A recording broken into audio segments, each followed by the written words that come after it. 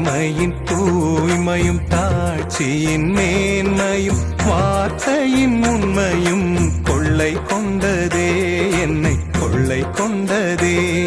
உன் கண்ணிமையின் தூய்மையும் தாட்சியின் மேன்மையும் வார்த்தையின் உண்மையும் கொள்ளை கொண்டதே, என்னை கொள்ளை கொண்டதே.